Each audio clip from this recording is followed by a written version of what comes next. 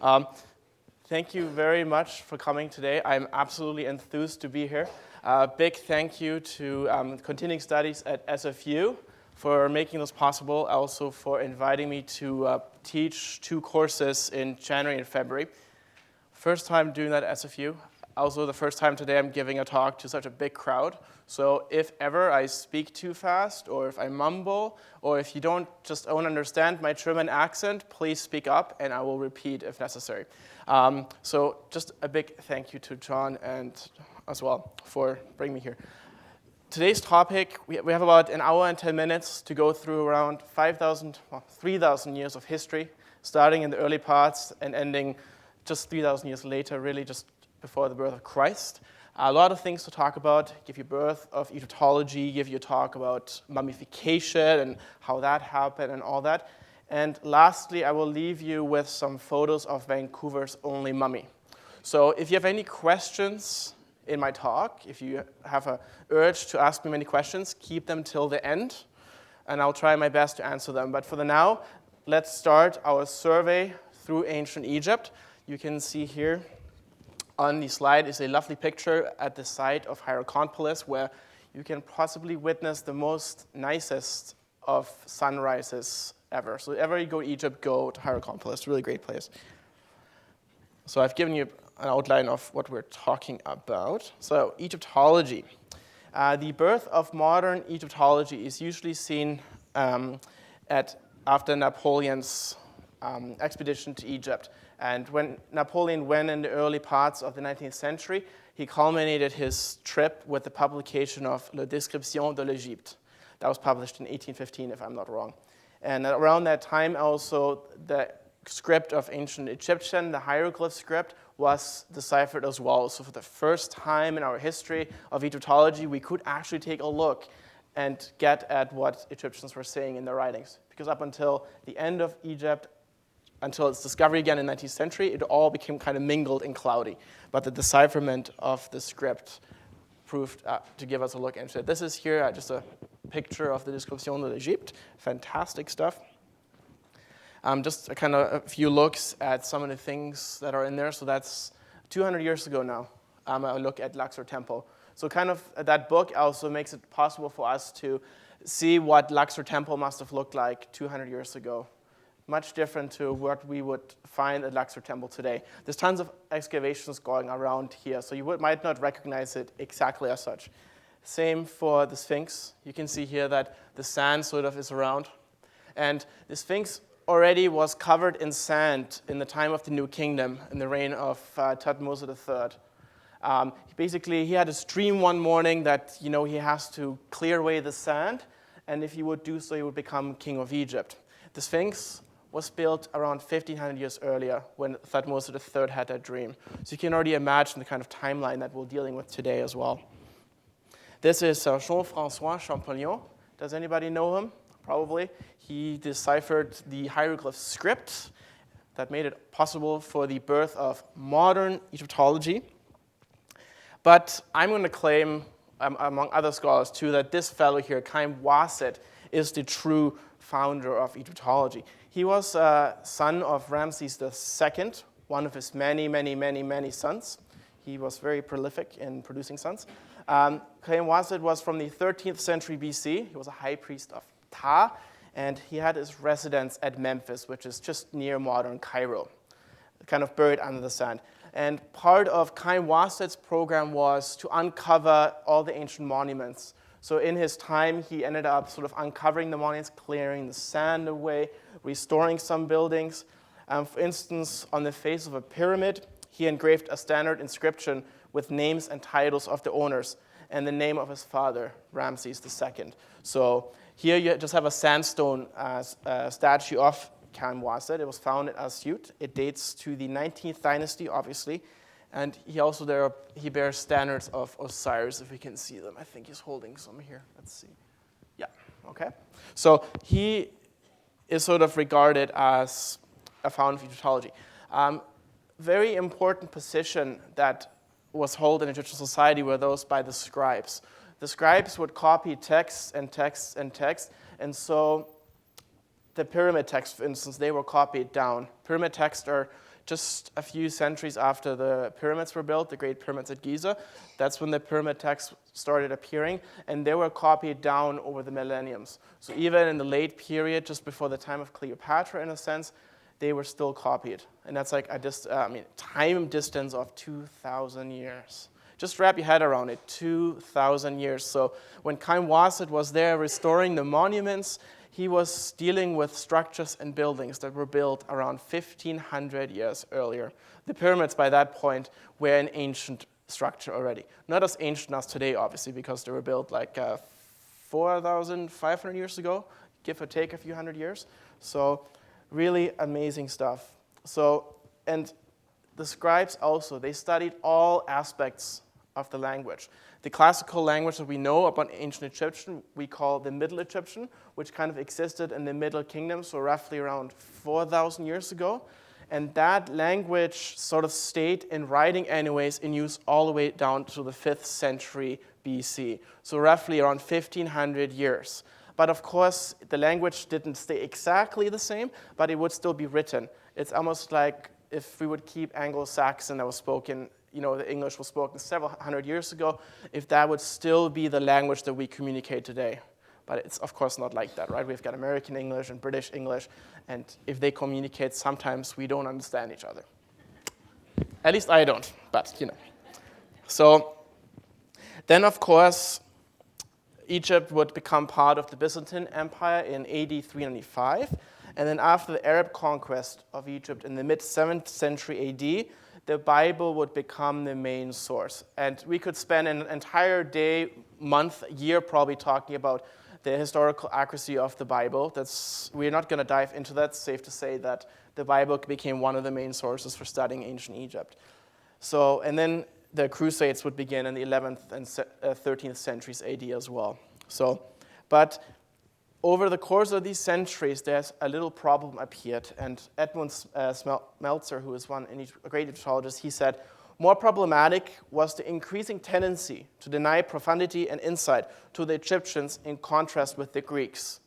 Right? I'm sure many of you are familiar with ancient writers such as Herodotus or Diodorus, or some even as Plutarch as well, people that traveled to Egypt in the classical times and would write about it.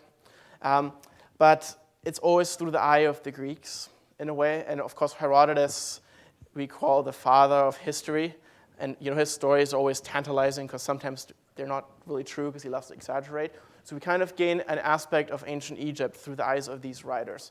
And that also led to some developments in recent history. Perhaps if you know Martin Bernal, who wrote a fantastic book called Black Athena, where he argued that, for instance, the goddess Athena was actually of Egyptian origin, in a way. So a lot of different things go on. And Egypt, in that sense, was seen through a Greek eye. So big tainted, very tainted.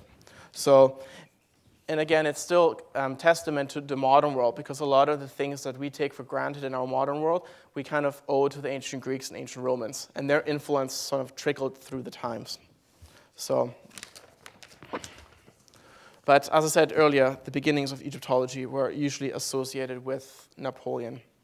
Now, for instance, here that's a Rosetta Stone that's in the British Museum. There is a plastic cover in front of it now, so if you go and you sneeze, it won't go right on the statue. That was one of the things, because there's always a big crowd around this object, and people would actually touch it and stuff, but not anymore, thank heavens. But this stone is famous for one main reason. It helped us decipher the hieroglyph script. Up at the top part, you'll have the hieroglyph script. Then in the center part is a form of Middle Egyptian or Egyptian, as we know, that's called Demotic, which is a cursive script. And then at the very bottom is Ancient Greek. So by having these three scripts, they were able to kind of decipher Egyptian and go from there. And it's probably the most important.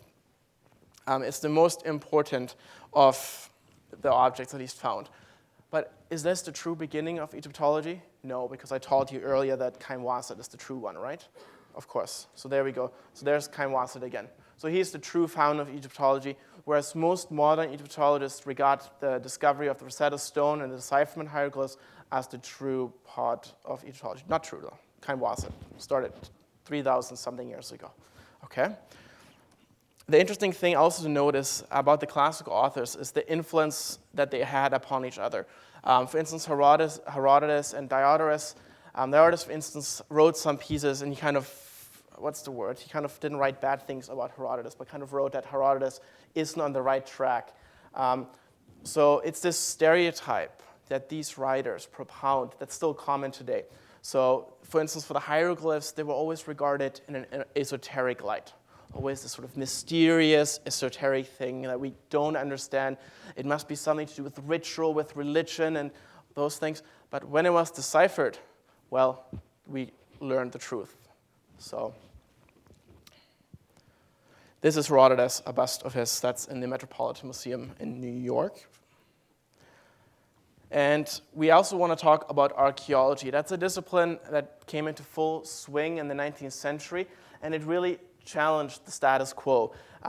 Because for the most part of the history, of, at least from the end of the Arab period up until that discovery of decipherment, as I said earlier, the Bible was the main source, right?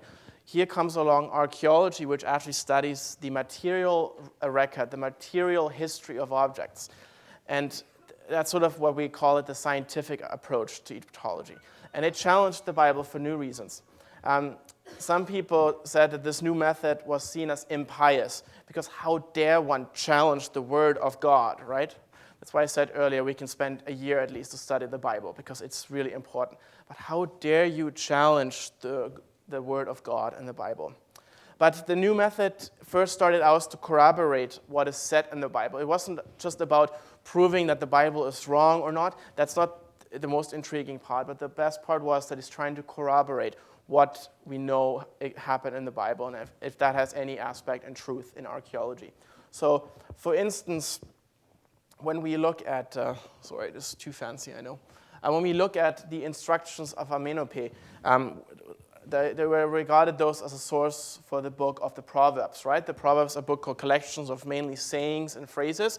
Well, the Egyptians had in earlier versions that we call the instructions of Amenhotep. So here you can see in Amenhotep, I think it's book 9, 7 to 8, better is bread with a happy heart than wealth with vexation. And then if you turn to the book of Proverbs, for instance, better a dry crust eaten in peace than a house filled with feasting and conflict, right? So you can see almost like what's written in the Bible might have earlier versions on Egyptology. And again, we could spend hours and hours talking about it, but I'll just whet your appetite for now. Take my religion course in January. We'll have one class on exploring the Bible in light of Egyptology. The class will be titled Moses the Egyptian. So sign up for that course if you want. Some great stuff coming there.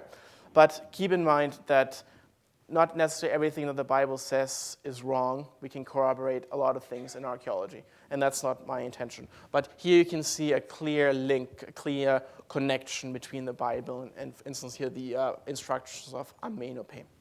Okay? So again, you can see some more scenes here that came down to us in the Description de l'Egypte. Some funerary scenes. You can see some images of gods. There's the pharaoh kind of striking. And they're really evidence. These walls really came down to us as evidence to study ancient Egypt. And then, of course, the word called museums. There's the Metropolitan Museum of Art in New York, houses a wonderful ancient Egypt collection, and the British Museum, of course, in London. And they really also made it possible to study ancient Egypt because they would bring so many objects from Egypt to the museum, and historians in particular could approach it and study that as well. So, but it's in that part when these museums were active, this is when archaeology would really become active and thrive, especially the turn of the 20th century in particular. And the museums would end up with all their main collections. I'm sure some of you might know this person, Sir William Flinders Petrie. We call him the father of Egyptology. He did some absolute fantastic things. He was very well known for his archaeological skills, sort of one of the first people to do archaeology from a scientific perspective, documenting everything that he was finding, using like a fantastic publication system as well. Because a lot of archaeologists out there, they like to excavate for years and years and years, and do they publish? No. So we're kind of busted because, the historians in particular, they can only study what's found. And it's the archaeologist's main duty to go out in the field, do an excavation, and publish those finds as soon as possible. So Petrie was prolific. He wasn't just prolific in the sense that he excavated like nobody else. He was pretty much all over Egypt, touched every site, and because Egypt was so small, at least in his eye, I guess, he also excavated over in Palestine as well.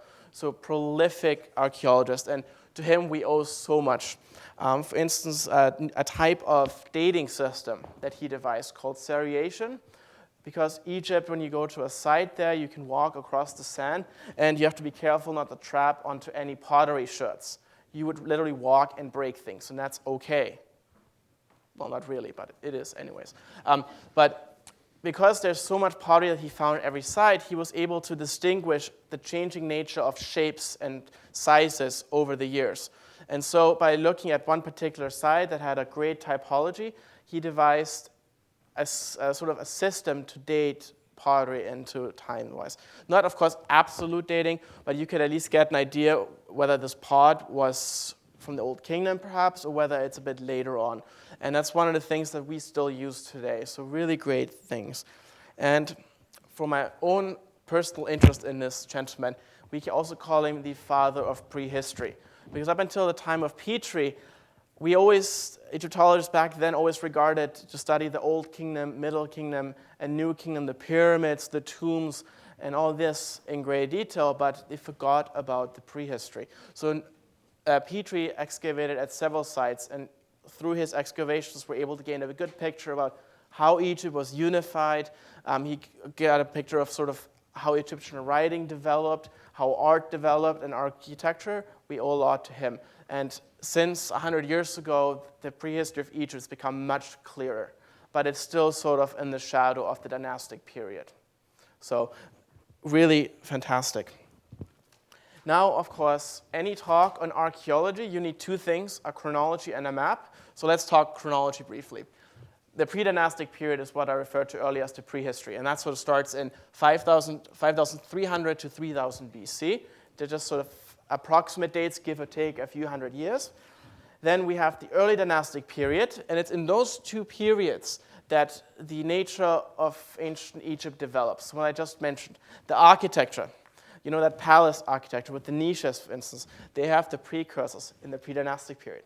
The tombs as well started developing in the pre-dynastic period.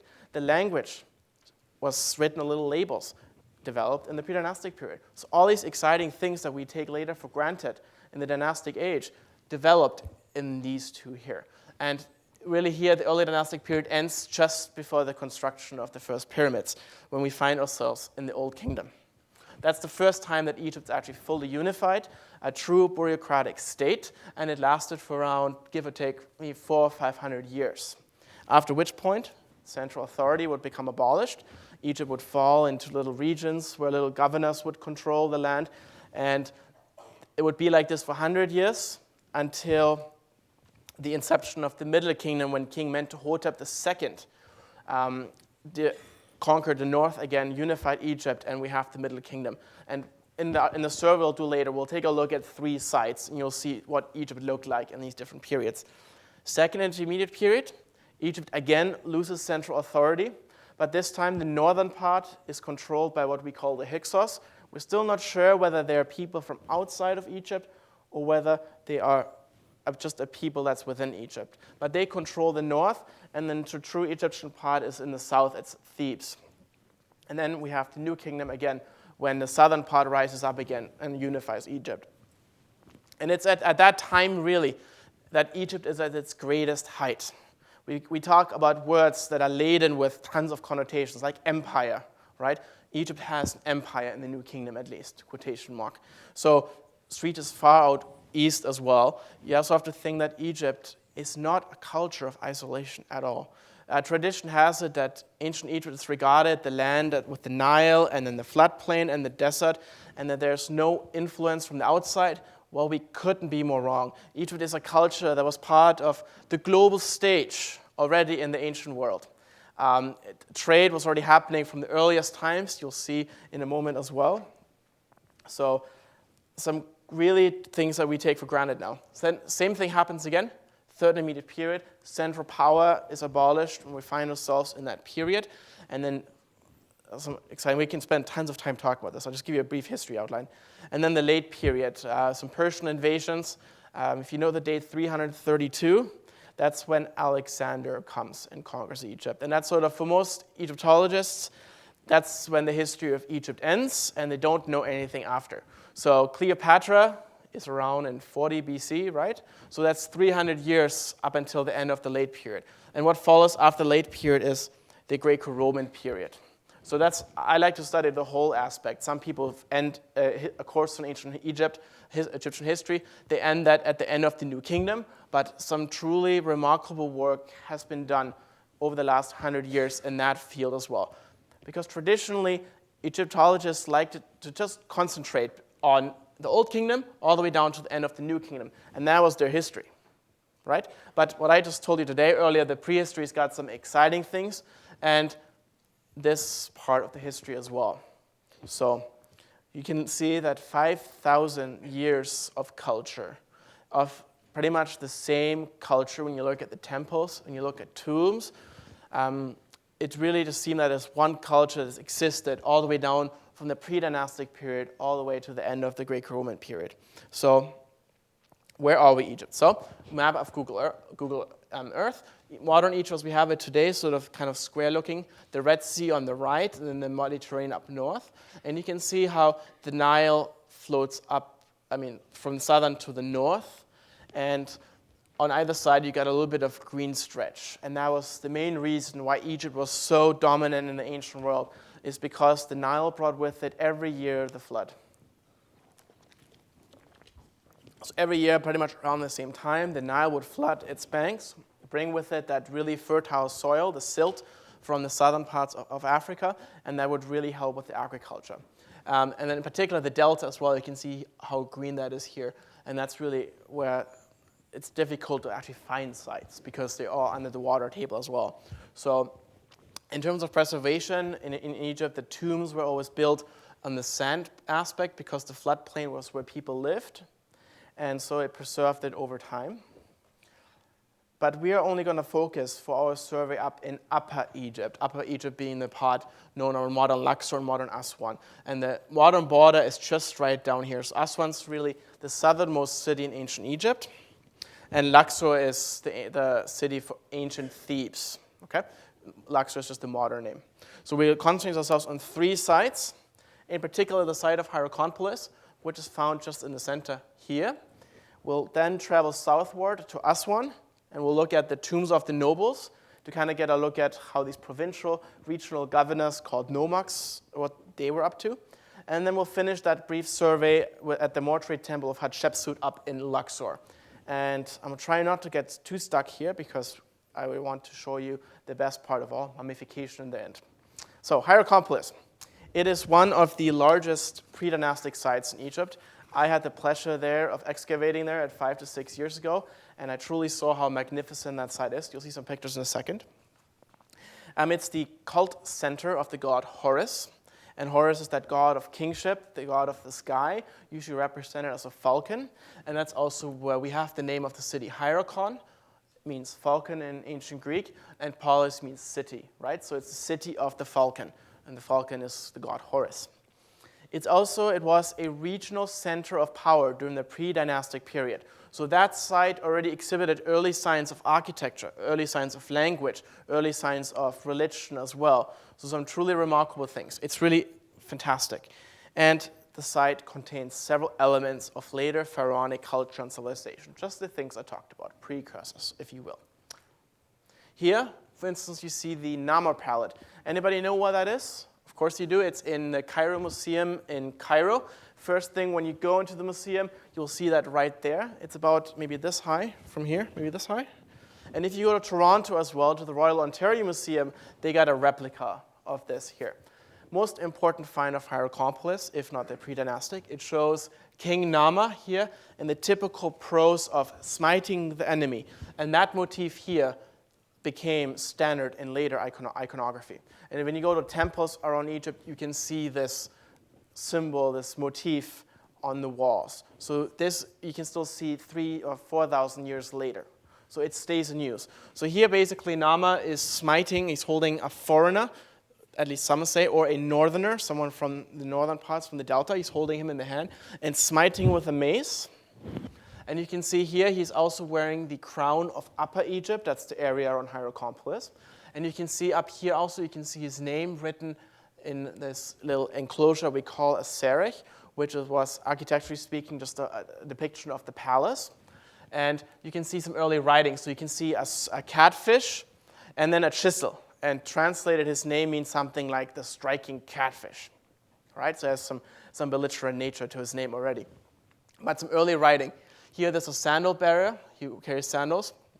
And down here are some foreigners or northerners that have fallen, that are dying. And that's how they were portrayed in ancient Egypt. When people were dying, they were kind of portrayed falling, right? Falling to death. In terms of art, we have a precursor here too. Egyptian art is usually represented in registers, right? So you have a register here, then one here, and same here. So you've got here a line cutting off this scene from the bottom. If you switch to the other side, you can see, for instance, here there's King Nama here now wearing the crown of Lower Egypt. That's the area of the delta. And he's inspecting a whole row of people who lost their heads. Not very nice to lose your head, I think. So they were just lying there. And he's inspecting them. So again, it's a true testament, a symbol of power. The pharaoh at the top of the social pyramid, there's nobody that's more important than him. He is the one who has to ensure that ma'at, or justice, happens over chaos. So, and again, chaos seen here in the form of a mythical being that with a long neck, and these two men here are trying their best to tie it down, to bring order to this evil that's in the world, right? And so, again, here at the bottom register is the king represented by a bull trampling his enemies, and the bull became one of the symbols of the king as well, and it's just a representation. This is basically Nama trampling these enemies. But because Egyptians were so well versed in art, it was just for them just a sign that the king is trampling upon the enemies.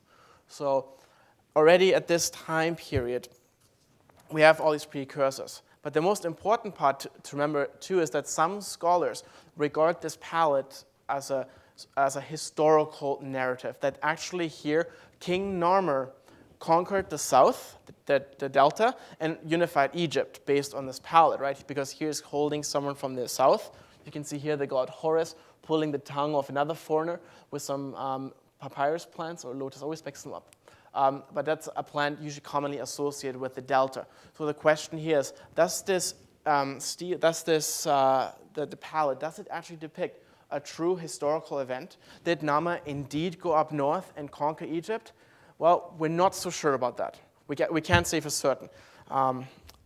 So we just regard it usually just as a commemorative stela. Certainly there might have been a campaign, but whether it was up to northern Egypt, if you unified the country, we're not sure. So the Namur palette, so you can get a closer look here. Now this is a view of Hierakonpolis. Again, the earliest palace in Hierakonpolis was found. So here you got the enclosure of the courtyard. And we were excavating just to the side over here. And that building, or that structure over there, is the fort of Qasem Kemui, which is the oldest standing mud brick structure still around. It consists of millions and millions and millions of bricks. And you'll see a picture later on. But that was built a few centuries in the early parts of the early dynastic period. But back to the structure. This was actually excavated by an American team in the 1980s. So they found a courtyard and they found some other things nearby. Storage and industrials were also found.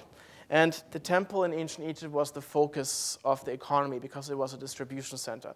So all the goods from the nearby lands would come to the temple, and there they would be distributed among the people. Let's see what we have here. So evidence now in terms of reconstruction. How can we reconstruct what this must have looked like? Well, also at Hierakonpolis was found the Nama mace head, and that's in the Ashmolean Museum now. So if I roll it out, it shows this scene here.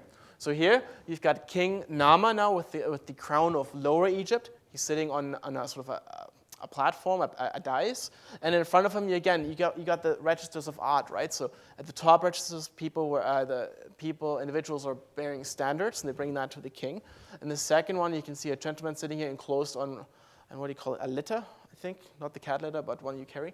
And then behind here, you've got a courtyard, and in the courtyard are these animals, cattle.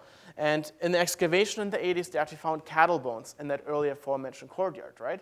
So one is tempted to think that, based on what's found in the maze head, that it must have looked something like this. Let's see. So reconstruction was looked at something like this. So you got the courtyard here, and then you have these giant poles that would stand up, and it would be enclosed by sort of a wall around it, with some storage and industrial areas to the side. And the picture that I earlier showed you here, and the platform would be here. So you're looking out here, and the eye here, so you'd be looking here. So the platform will be found somewhere over here, okay? So, but it's this romantic link between what we found in archaeology and what's actually discovered. And it's this romantic link. Is this representation really what it must have looked like, or is it just speculative? We're not sure. So I'm not going to say that this is the correct reconstruction. So we also found, at my excavations, we found these giant post holes that would be about 1 meter in depth. You know what we found at the bottom? We found termite poop. And termite poop is usually an indication that there must have been wood before, right? And so based on the depth of the post hole and termite poop at the bottom, we would estimate that giant poles of cedar wood would have been put in there, and in the top possibly a standard. And of course, cedar wood is not native to Egypt. So where does it come from? Ancient Lebanon.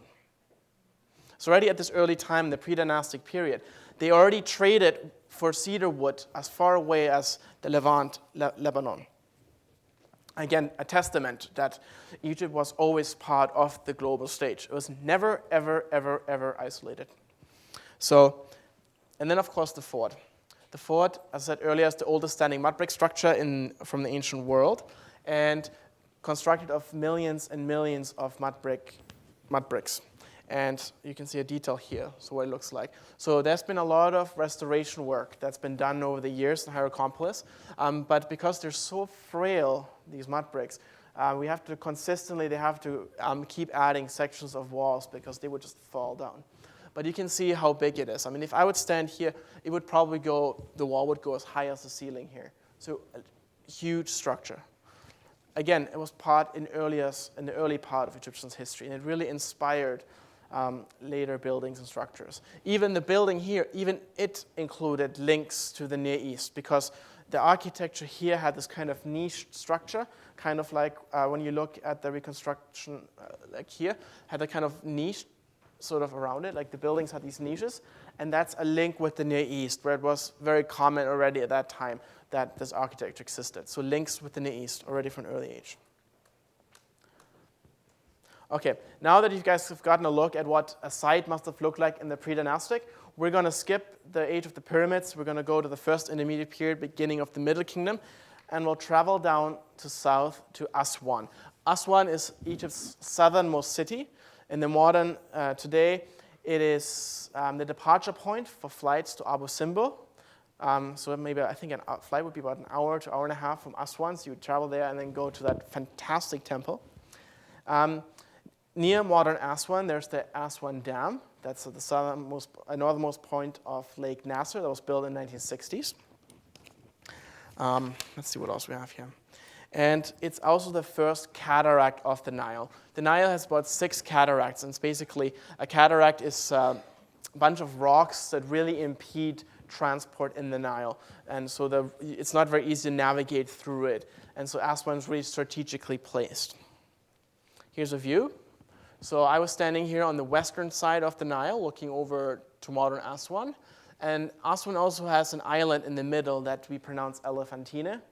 That already had settlements from the pre-dynastic already as well. So it's been settled several hundred years before we are going to visit. On the western side of the Nile, you have these tombs, kind of rock-cut tombs into the side of local governors that in Egyptology we call nomarchs. Because Ancient Egypt was kind of, in terms of bureaucracy, in terms of administration, was divided into what we called nomes. So it's about 42 to 45 in total. And they were just pretty much like counties that we have today. And each county or each nome would have a nomarch, the governor, or what we call in our system the mayor, right? So each nome had a nomarch. And it's these tombs, they're the tombs of these nomarchs. So we'll start with the tomb of Harkuf. So again, another look. So you can stand here, you can walk down. And for about 50 cents, you can cross the Nile. So really cheap. Not like, taking that ferry that crossed over, I think it was Surrey. They used to cross, would probably charge you an arm and a leg. Well, not in the Nile, which is nice. Right? So the tomb of Harkuf, in terms of how much actually was preserved, not so much. Like you can see some colors sort of still existing, and it's sort of kind of carved in. So these are these pillars that are in the front chamber. Harkuf was active at the end of the Old Kingdom, just at the start of the first intermediate period, just at the exciting period when central authority became abolished. He actually led several expeditions to Nubia, which is what we call today modern Sudan, and he did 4 in total. And in his tomb, he had an autobiography where he actually was talking about the kind of expeditions that he did. So again, some more detail here, can't see very well, but the important thing I want to talk about is the third one. He ended up he started out at the site of Abydos, which is just a bit further north of modern Luxor. And he would travel into the western desert, to the Karga oasis. So let's see here. So he would start out at Abydos. So Aswan is sort of, where are we, like right down here? Yeah, around here, Elephantine. So he would start at Abydos. He would travel into the western desert to the Karga oasis. Some fantastic work being done there today. And then from there on, he would travel into Yam. And Yam is sort of the area called right down here. But exact identification is still not certain. But that's sort of a speculative look. And there he joined a local ruler. And he basically told that local ruler to stop the fight. And then on the way back, he runs into a local Nubian chief. So on his way back into Egypt, because this area that's south of Aswan was called Nubia, that's modern Sudan. And he would run into the Nubian chief who was giving Harkuf resistance. But with the help of these Yam mercenaries, he succeeded in coming home safe. So we can get quite a good look already at the kind of contacts Egypt had with Nubia. Because Nubia was always at the frontier, and in certain parts of her history, Egypt would actually control and own Nubia. Other important expedition is the fourth one, where Harkuf is sent a letter of King Petrie II, the king at the end of the Old Kingdom. And in that letter, he mentions that the king wants him to bring back a pygmy, right? Because in Nubia, very common that you would find pygmies there. So what does Harkuf do? There's a reference to Punt here, and it already highlights the contacts with Punt here. So this is a little statuette of King Petrie II, as is found in the Brooklyn Museum, in a kind of offering position. And he sent a letter to Harkuf saying, Harkuf, why don't you bring me a pygmy? And in the letter, too, he says, okay, Harkuf, when he gets on the ship with you, please charge some reliable men with the responsibility of making sure he does not fall in the water. I know, it's funny. But the main part is that pygmies already evidence that Egypt already had contacts with that mythical land of Punt. And Punt is almost like Atlantis. We have no idea where it is. We kind of know that it's sort of northern Africa, sort of northeastern part of Ethiopia, but we're still not sure. So Harkuf had relations with Punt. And a pygmy, of course, hopefully he didn't fall in the water, but I can't tell you for sure if that happened or not. So, and we could talk about Punt later with Hatshepsut. Another ruler, local nomarch, was Sarenput II. He was kind of active at the beginning of the Middle Kingdom, just when these local nomarchs had tons of power. His tomb is one of the most preserved, as you can see here. So in front of here, so where I was standing in the first chamber, and then I was looking down through a kind of a gallery with niches on either side, and in the far distance was a little chapel with a nice scene of him. He was the commander of the garrison at Elephantine. Remember Elephantine, the name of the island that's in the middle of the Nile.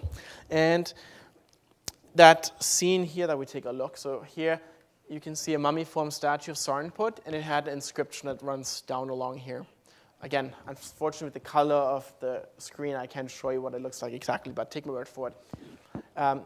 On the side, so when you're standing in front of that chapel with that scene, to the left of it, there was a little room here full of baskets. So clearly, they haven't finished excavating it now 5 years ago.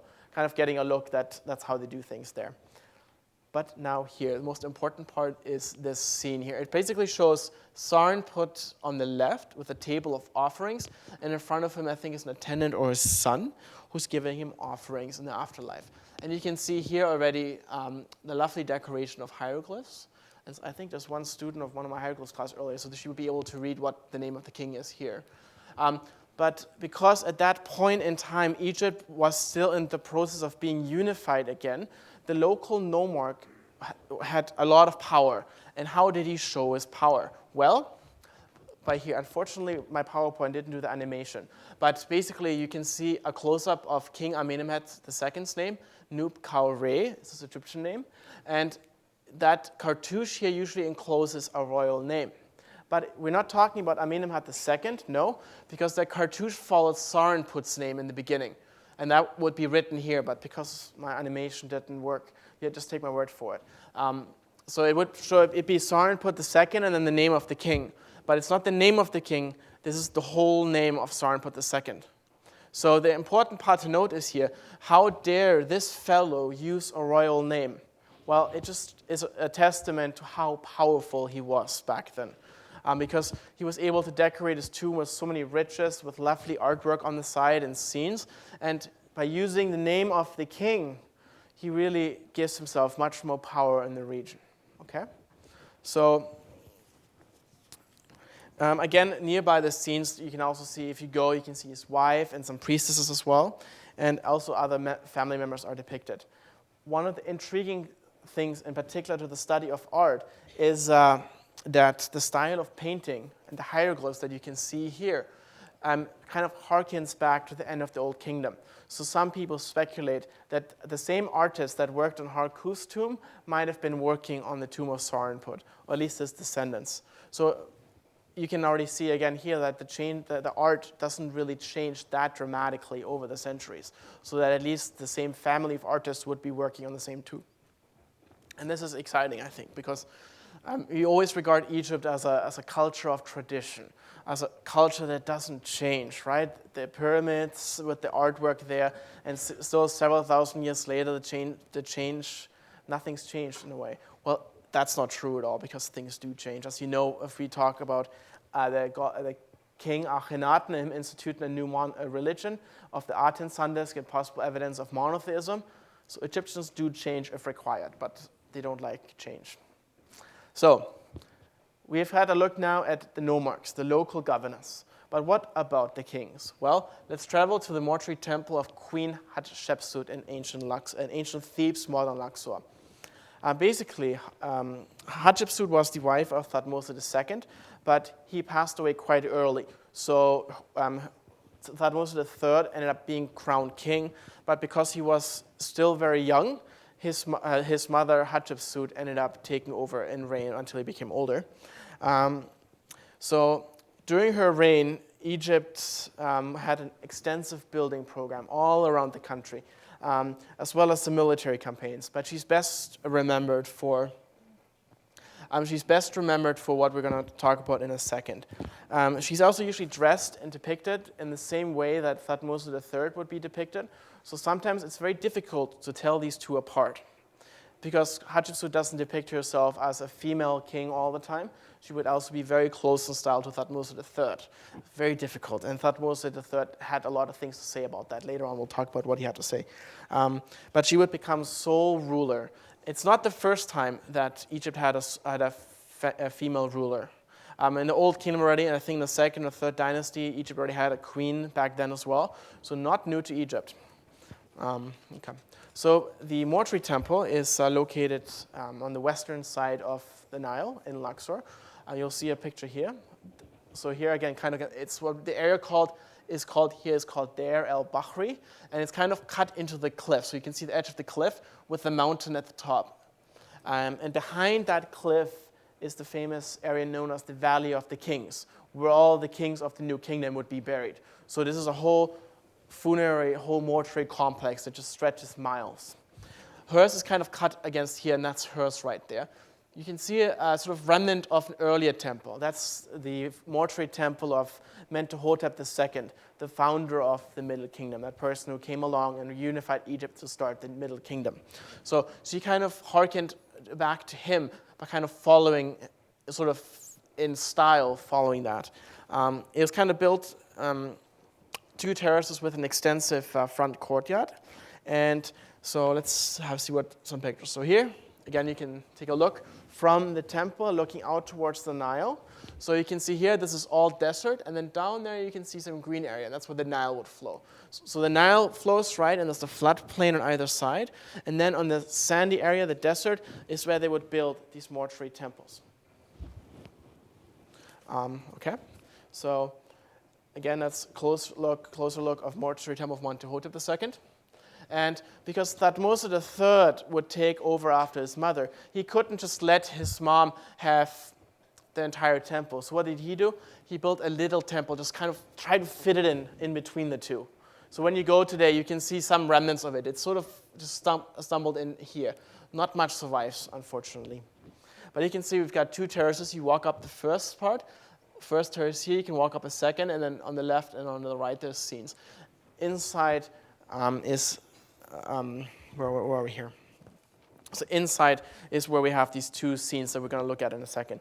The one entrance on the second terrace, the statues of Hatshepsut in Osirian form. You can see here, it's the statue of the queen, but she's kind of depicted as the god Osiris, the king of the underworld, the god of the underworld. And he's usually depicted by wearing a whole kind of sort of cloak, in a way, as you can see here, right? One cloak with his arms crossed, typical depiction. And these kind of depict the columns on either side of the terrace. And then here, you can, this is the part where scenes of her divine birth are shown. Because she's queen, and because she didn't really come to power through legitimate means, she had to kind of create a story of divine legacy, of legitimization. So in those scenes, it depicts that the king, the god Amun, visited her mother in her sleep, and as things happen in bed, her mother became pregnant, and that's how she was born. And it's this idea of divine birth that gives her claim to the throne, that legitimizes her power. And it's these scenes that are shown. So we're not going to go dwell on those scenes too much, but we're going to go to the scenes of Punt. The expedition to Punt, that mythical land we talked about earlier, took place in the 19th year of her reign. She reigned around, give or take, 20 to 25 years. And it happened in the later part of her reign, the 19th. It's the only pictorial evidence that we have of Punt. If you go to the Royal Ontario Museum in Toronto, if you make your way out there, they're really well known because they've got plaster copies of those scenes that still show the color. And it's magnificent. I have pictures around, but I don't have more presentation, unfortunately. But if you go, check it out. It's worth it. So the other mentionings of Punt are only textually based. Just like we had earlier with Harkuf, right, who tells that story that bring me back a pygmy from Punt. The expedition kind of went from Luxor to the Red Sea and then there by boat to Punt. So that's why we think that it's in the northeastern part of Africa, further down the coast. The items that would be brought back from Punt include incense, exotic goods such as ebony, electrum, ivory, as well as myrrh trees. And it's these myrrh trees that would be put in front of the temple here. So when you look here, either side here would be lined with these myrrh trees. And they kind of found depressions in front of the temple. Same for Mentuhotep II's temple too. There would be these depressions that the trees would go in. So the myrrh trees that you can see here, I'll show you some scenes. So again, the quality of the photo isn't the best here, but you can see a boat here with some individuals. Again, only pictorial evidence of Punt that we have. Really important to remember. Some more here. So some individuals carrying, I think, some goods. Here, for instance, is one of those lovely scenes that many of you might have seen before. It shows the queen of Punt. And of course, she doesn't look very normal, right? She kind of has that hunchback. And so what do we do as historians? Do we think that she had a disease that made her deformed? Or is it just the way that Egyptians depicted people living in Punt? But either way, tantalizing evidence that she must have had some form of a deformation. And she would be, and then goods were brought after her. So here again, you can see those smear trees that were carried. And Egyptians have a knack for depicting things in its most naturalistic state. So we can sometimes we can identify the species of an animal just by looking at what the Egyptians have drawn. So really, they're really capable of drawing things to the truth as well. So some scenes here. So, but we still don't know the location of Punt, unfortunately. So that's one of the riddles that still has to be fixed. So Punt. So where are we here? So Thebes that's Athena, so Thebes is right here. So then again, the Red Sea. So by land, they would travel to the Red Sea, and modern excavations have found tons of caves along the Red Sea coast. And these caves would contain like ropes, they would contain wood for boats, and there's some evidence also for an ancient harbor being along here. So we're thinking that to go to Punt, they must have gone down southward along here. So this is Bill Manley in 1996, and he locates Punt just down south here. So you can see Elephantine here, and then Punt just being further down. It doesn't actually seem that far, and it isn't really that far. But that's just a possible location. So don't think that Punt's there. It might not be. It might be further down. It might be. We're not really sure where it is, but that's just a possible location for that land. Now, of course, because Queen Hatshepsut was a very important ruler, but Thutmose III didn't like her to be in existence. One of the ways that people can destroy someone's life is by erasing scenes, by erasing the name that's written on the temple scene. Because Egyptians believe that whatever you write on the walls, whatever you depict, that actually becomes real, it becomes true, it takes on true form. So because the queen might have been depicted here, she's in existence. So for some of you who read Harry Potter and you know Voldemort had, I think, 7 Horcruxes, it's one of those things that Voldemort had Horcruxes, and if Harry and Hermione and Ron, they went after, destroyed these Horcruxes, and then Voldemort ended up dying because he had no more Horcruxes left. And that's pretty much the same idea here, because by chiseling out the name, by chiseling out the scene, you would take away an essence, a form of Hatshepsut. You would actually kill her in a way, right? Because we still know of her.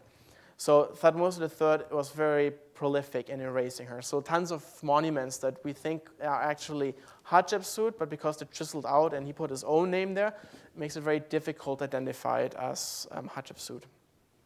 So again, very important. So I hope that you learned a lot about these 3 sites, about kind of get a good idea of how ancient Egypt changed over the millenniums, because Hatshepsut was ruled in New Kingdom. That's about 1,500 years after the site of Hierakonpolis, right? So very important, like the time span is immense. So I hope you kind of got a good idea of what the rulers, what scenes they look like, what the locals look like in a way, and what each looked like its earliest history.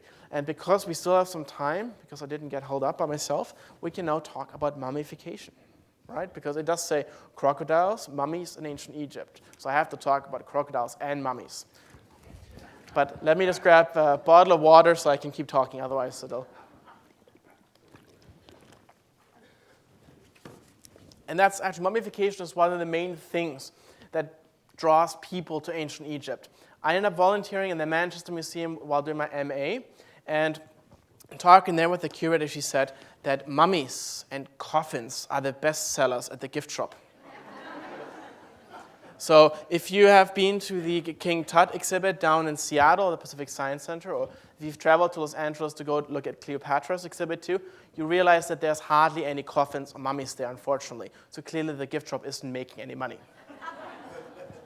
However, let's talk about the background, why mummification, why mummies are so exciting. Well, the word mummy comes from the Persian or Arabic word mumia. And mumia means pitch or bitumen. And because Egyptian mummies back in the day always had that kind of black, dark color to them, and because bitumen is sort of a black asphalt substance, they called mummies, like mumia, i.e. mummies. And the black asphalt-like substance is from the Mummy Mountain in Persia. I want to go there one day, And this material also is credited with medicinal properties. So it's very important in terms of studying those fields because Egyptians were so concerned with the afterlife. So having these medicinal properties, ensuring life after death is just very important to them. So mummification, it's usually naturally or artificially occurring. You'll see some examples of that in a moment. So how are bodies mummified in a natural way, you ask? Well, we have unintended mummification. So it's usually the dryness of the sand where the body is buried. As in Egypt, there's tons of sand and very dry, very hot climate. But it's also the heat or the coldness of the climate or the absence of air in a burial.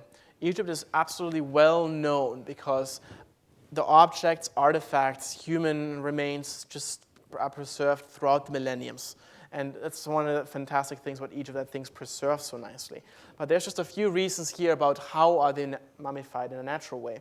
So mummies in this way are preserved not just in Egypt, but also the Alps, Latin America, Mexico, and Central Asia. Does anybody mind me showing pictures of mummies? I know it's a kind of ethical thing. If you don't mind, if you don't want me to show any photos of mummies, please raise your hand. I'll go on. If you guys are okay with me showing mummies, is that okay? Yes? Okay. All right. That's why you're here. Excellent. Good. All right. Does anybody know Ötzi? Yeah? Ötzi was found in the Alps. We call him the prehistoric man. And his mummification is an example of the coldness of the climate, right? He was kind of found buried in ice. He was found, he lived around 5,300 years ago. He was found on the modern border of Italy and Austria, but he's now housed in the South Tyrol Museum of Archaeology in Bolzano in Italy. So this is a picture of his finding place. So again, the coldness of the climate contributed to his mummification. There he is being studied, a bit deformed, I guess, so maybe there are two hands on one side in ancient times, probably not.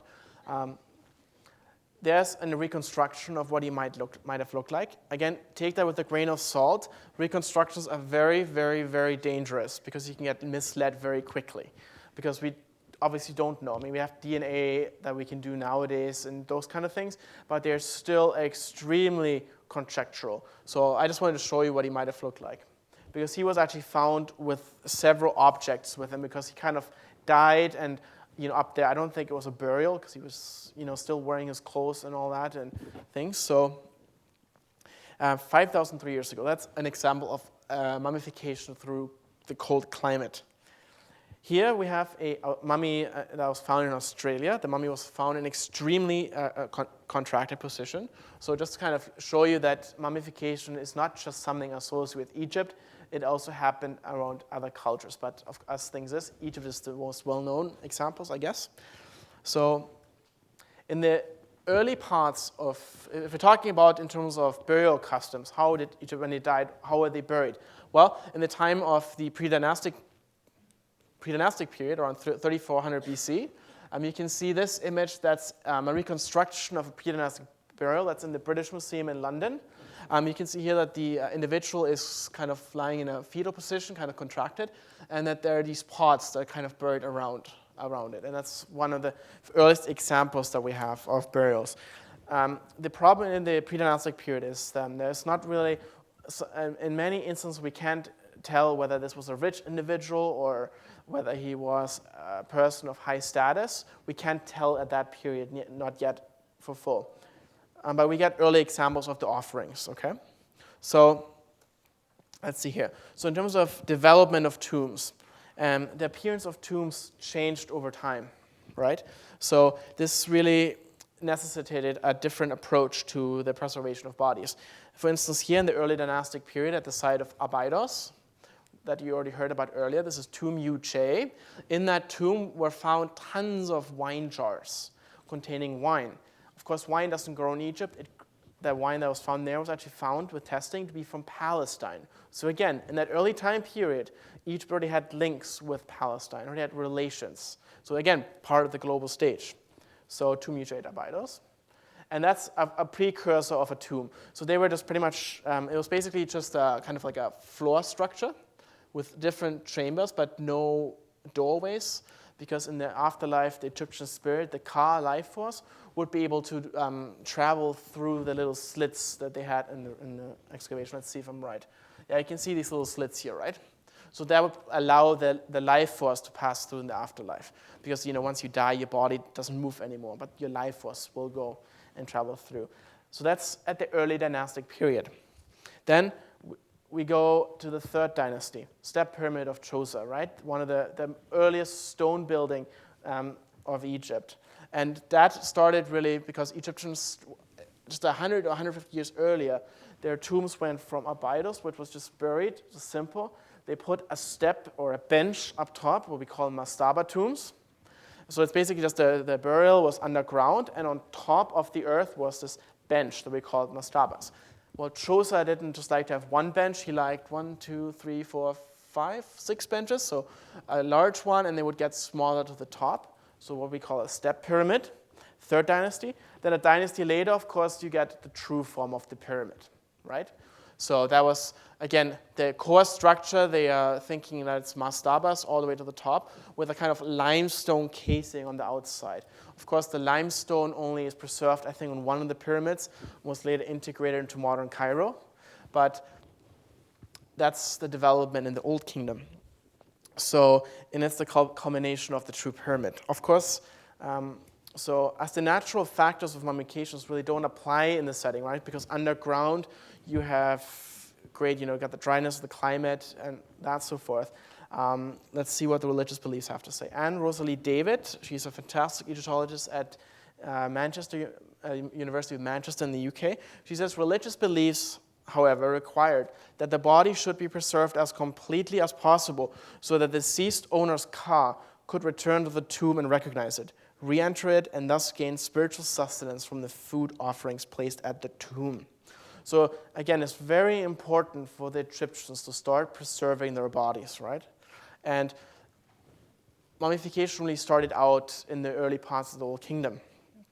But there have been some early attempts at mummification. So John Quibble, a British Egyptologist, excavated the site of Saqqara, and he found early evidence of mummification. So that he found corroded linen was found between bandages and bones of a body that was buried in the cemetery.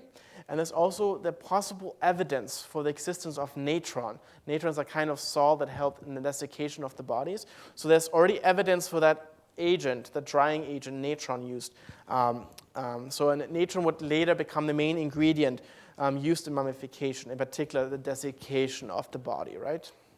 But Petrie, at the site of Meidum in the 5th dynasty, the end of the Old Kingdom, he found at the burial of an individual, and he writes about this individual. The condition of the body itself is of great interest, as although most of the wrappings had gone to dust, yet a considerable quantity remained in situ, strong enough to bear handling and examination. So it's this idea here that body parts were wrapped separately out of and out of the 17 vertebrae, how did I write this here? Out of the 17 vertebrae were found, 6 had clear traces of woven stuff in between. So already evidence for mummification. Let's see if we've got a slide here. Yes, we do. So that's of his publication. You can see this individual here. And some evidence for mummification. So there's the head with the neck vertebrae and some linen in between.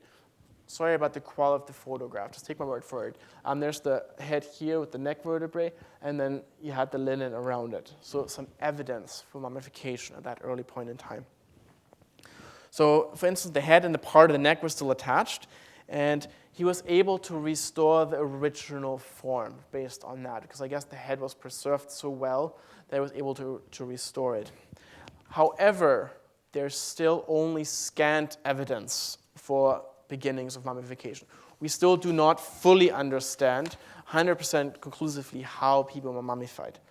For instance, then in the early dynasty, in the 4th dynasty tomb of Hatshepsut, we have the first successful case of mummification. We found a chest that contained body innards, because when Egyptian dead people were mummified, their innards were cut out, the heart, the lungs, intestines, the brain was extracted through the nose, and these innards were placed in these jars. Well, in the early development of that tradition, they were placed in a chest. So in that tomb, I couldn't find a picture of the chest, but that's sort of an example. That was just of the excavation done by the Museum of Fine Arts in Boston. So, and out of that grew the tradition of canopic jars. These are intended as containers for the internal organs, and they're called canopic because it's a mistaken identification. It goes after the classical writers mentioned the story of the Greek hero Canopus, who was the helmsman of Menelaus, and he was worshipped at the town of Canopus in the form of such a jar. So again, you can see how some things get kind of twisted up. At the beginning of Egyptology, this connection between this object, the similar one looking at the site of Canopus, and these canopic jars gave those jars in Egypt that identification as canopic jars. Does that make sense? I think so, right? So they started showing up in the archaeological record at the end of the Old Kingdom. Basically, 4 organs were removed, and they were associated with a particular deity. So the liver that was removed was associated with the god Imseti, who was one of the 4 sons of Horus, as well as a son of the goddess Isis. The lungs that were removed were equated with the god Hapi and his female counterpart Nephthys. The stomach that was removed was linked with Duamutef, son of Horus again, and then linked up with his female counterpart Neith. And the intestines were linked up with Kebech Senuef and his female counterpart Selkit. So by the Middle Kingdom, these canopic jars were able, by the middle of the New Kingdom, these were identifiable by their heads. So for instance, Imseti on the far left was identifiable by a human face. Duamutef was identifiable by a jackal. Kebech Senuef by a hawk. And Hapi, the face of a lion. So for instance, if you look at the things that are found in Tutankhamun's tomb, he also had some lovely canopic jars made of alabaster. So another image here, you can again see the head here, then the jackal. Some other examples of these canopic jars from the 21st dynasty. That's the beginning of the late period, or the third intermediate period, I should say. And this technique became more and more available in the later parts of Egyptian history, in particular during the Ptolemaic period. So that's the beginning of the Greco-Roman period, around 300 to 30 BC. So if you just skip a few slides here, Herodotus had a few things to say. But what are our sources of mummification? 3 things. One is the archaeological evidence, and that's really the main source. There's also evidence in art, in particular in tomb scenes, but no paintings or carvings really provide a complete record of it. And there's also some written evidence. Okay? So what does the study of human remains allow us to do? Well, some recent advances that are really exciting are the following. So radiography is a technique used to approach mummification. Radiography, computerized tomography, dental studies, very important, endoscopy, DNA identification.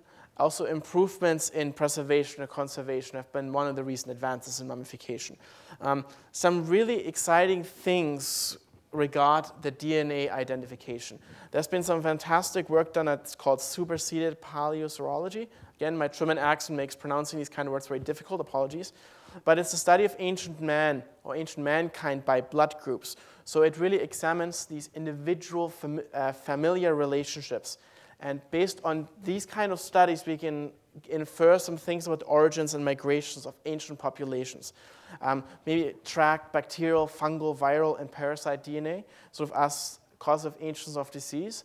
And for me, those implications are huge. By doing these kind of studies on mummies, we can learn a lot about the DNA, learn about maybe how they died, about the dental studies as well. Some really amazing advances are possible. Of course, I'll show the crocodile mummy, because the word crocodile was mentioned in my talk, and here you are. Last one I didn't get to it, but this is the crocodile mummy that dates to the late period. It was found, it has bandaging and linen on 2 different colors, and it's sacred to the god Sobek, who was the crocodile god. Okay, so really exciting. We don't know exactly where it was found, so context is a bit of a problem. But we know it's a crocodile. You can also see that the features of the crocodile are painted onto the linen, right here. So what do we finish with today? You ask. Well, let's go back home to Vancouver. Let's visit the Museum of Vancouver. You guys know where that is? It's right by Burrard Bridge near the planetarium. And Vancouver has a mummy. And here is little boy Panikades. It's the name of a child. He's said to have died around 300 AD, so really the later parts of Egypt's history. And he was found in the Valley of the Kings. He was found in 1915 and sold to a Canadian doctor who was actually stationed in Luxor at the time, Dr. George Kidd. Some of you might have heard that name. And he ended up bringing the mummy to Vancouver because he also opened up a practice here. Because he kept the mummy in a little cupboard in his house, and people, of course, caught wind of the mummy and they would come over. Because you get too many visitors in the 1920s, he decided to donate it to the Vancouver Museum, as it was then known. But it was not until the 1940s that the name of the mummy was revealed to be Panikades, son of Hatshepsut, that of a young boy. And X-rays revealed this information in the early 1950s. Because between the 1920s to 1950s, we actually thought that this was a young girl by the name of Diana. But it's not a girl, it's a guy, I can tell you. Not that I looked underneath the wrapping. Then in 1967, the mummy moves from the Carnegie Center at Hastings. That's the old site here on Hastings and Main. It's not particularly a very prestigious place anymore, but that's what it used to be. Up in the main room, the focal point of the museum. It moved to the current site at the Museum of Vancouver. It's not the Vancouver Museum anymore, but it's the Museum of Vancouver. And there it's remained, but it has not been in display. Mummy was not in display until 1992. And it's still not on display, really. In 2004, then the mummy gets a CT scan that revealed some really cool things. So that's the site where it is today. Where is the mummy in the museum? Well, you go in through the front ticket counter, you go left where the exhibit on Vancouver is, and then you go and you see this dark, big black room. There's nothing in the room except Panikades, covered there with the image, a sort of Egyptian-looking image at the back, and there he is in a lovely little glass case. The X-rays in 1951 revealed that he had a skull fracture, a broken leg, and a dislocated knee. But then also the later CT scan done in 2004 revealed that he had a severe fracture in his head, but healthy teeth. The skull was empty, the skeleton was hollow, and also his chest and abdomen were stuffed with linen, right? So he had a nice belly of linen, I guess. And there's also an incision on his left side. And that's possibly people think that was a place where his insides were pulled out of. So here, you can see here a close-up of the Greek writing. So his name was written in Greek. It says Panikates and Atres. And Atres was written in the genitive of Hatshepsut, son of Hatshepsut. That's how they later figured that out. So here we go, some scans done. So it's a closer-up of his head. So really well preserved, some teeth here and some hair. So you can get a detail of his hair. So excellently preserved. Sorry, give that away. So we're not sure how he died. Of course, most of you are familiar with this gentleman here by the name of Tutankhamun. The main question is, how did he die? Tons of books have been written about it. Tons of lectures were given. I'm just going to say I have no idea. There are some things going around that possibly Tutankhamun was murdered because he had like a hit to the head or something, or a broken skull. But it really is really interesting, these kind of debates, how they can start. Similarly, Panikades, of course, had a fracture to his head too, right? So you could say, well, he was hit in the head and that's how he died. But we're not sure. Sometimes mummies also break apart in transit, perhaps. Transit from Egypt to Vancouver, something could have happened. You're never, ever sure. So that was a look at the mummy. Now, final thoughts is that the nature of the archaeological evidence is really, really limiting at times.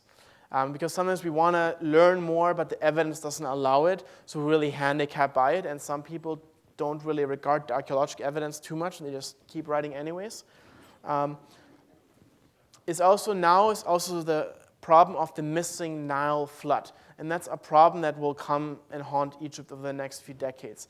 Because in ancient times, before the building of the dam, the Nile would flow and bring with it that fertile silt. And that would make the land on either side of the Nile very fertile. But now, because the silt's not coming anymore, with agriculture pulls the salts to the surface, making the land on top unarable. So many sites, for instance, Hierakonpolis would be a site that would be potentially at danger of actually not being an archaeological site anymore, but reclaimed for civilization. really, really, like, look at the implications. It's scary, like, it scares me. I can still sleep at night, though, so. There's also been a lot of looting in modern times, especially after the revolution last year. Many sites are under threat. They're continuously pillaged. Sometimes if you actually stay in a hotel next to an archaeological site, you can actually hear digging going on at the night and some drilling. But that's not an archaeological expedition. That's actually local Egyptians digging away, because there's a black market for it. The Western world still plays a role in looting.